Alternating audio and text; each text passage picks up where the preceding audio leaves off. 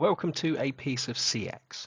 In this video, we're going to go through the 24.4 release highlights from Nice CXone and talk around some of the features that they've now brought to market with this latest release.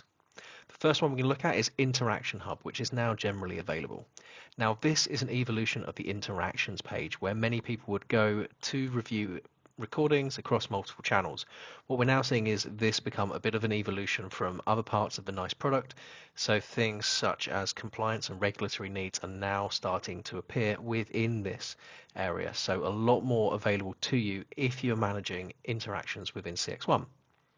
Another hub that has made it to GA is Integration Hub. Now, Integration Hub is great if you have a lot of CRMs or a lot of snippets within your flows, because in the past, you would have had to put a lot of stuff into clear text in snippets. Now with the Integration Hub, you can bring those into a centralized area and then deploy them as you need to.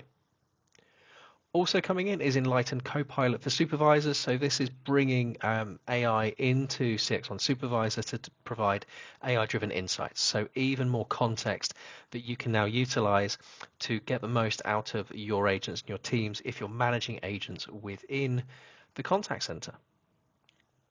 Something that has finally made its way to Europe and is now actually offered in multiple ways is routing attributes. So previously this was a North America mainly release and it was something that we were waiting for across the rest of the world.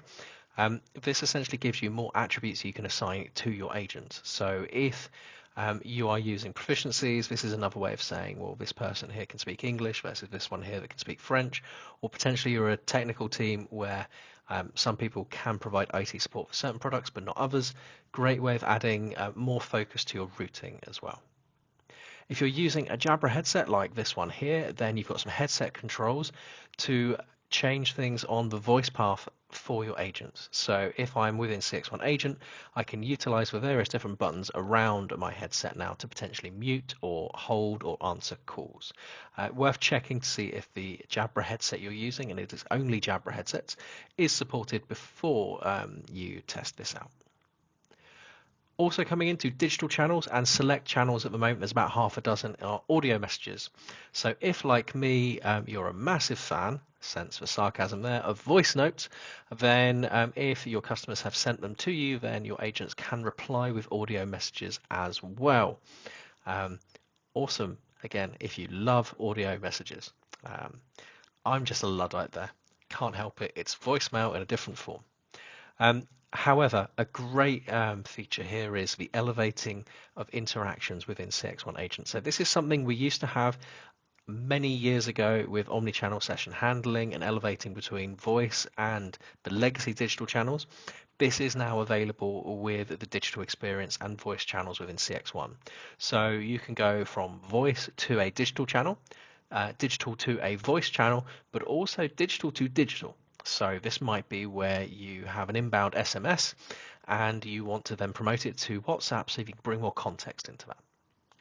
The SDK for CXone agent is now in GA. That means that if you want to build your own CXone agent application, the GA means you now have that code available to you. Although the CXone agent application family is vast and pretty exceptional, so why you would want to, I'm not sure, but if you do, you now have that capability. Bot Builder has seen an update, so the Flow Designer tool has launched. This means you now have a drag and drop interface. So if you're used to creating things in Studio and having that visual flow, you now have that option within Bot Builder for creating those virtual agent experiences that you can deploy across channels. We're seeing the slow retirement of the original CXone coaching setup. So the packages and plans that you used to have in the previous generation of coaching are now read only. So you can't create anything new in the old coaching. If you haven't checked out the CXone coaching module, the brand new module that launched towards the start of 2024, I want to say, it's well worth taking a look. It is really good. We're going to feature it on this channel in future episodes. If you're a CXone dashboard user and you have a performance management license, then you now have some new gamification widgets around games, challenges even, and giving awards.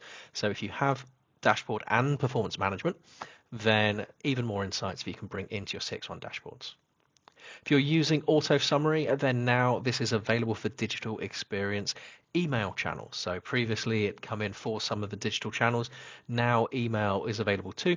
And if you're in Brazil, then Brazilian Portuguese is also now supported by auto summary.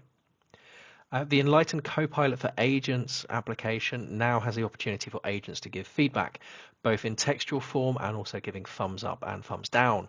So your administrators of Enlighten will get more insights into whether the coaching provided to your agents is useful. CXone Guide has evolved greatly in the last couple of years, and now there are some branding enhancements so you can make the look and feel of CXone Guide look even better. So if you haven't moved across from the chat window to, say, a customer portal, well worth taking a look at this and seeing what you can build. Also interesting is obviously there's been a lot of movement from Nice in the Enlighten area with summary and intents, actions and outcomes are now becoming available across the portfolio, namely into interaction analytics. So if you're in the transcript view of an interaction within IA, you can now see the Enlighten intents, actions and outcomes. And finally, that interaction search that we were talking about earlier with the move into Interaction Hub, you now have the ability to search by disposition. So if you've got a certain reason for an interaction taking place, you can now search for interactions that have taken place based solely on that disposition, making it easier to find data. So they are just some of the highlights. It's well worth checking out some of the release documentation from Nice to see further what they've brought to market. Some really interesting features though there that will really enhance the delivery of CXone into your contact center. Thank you very much for watching A Piece of CX.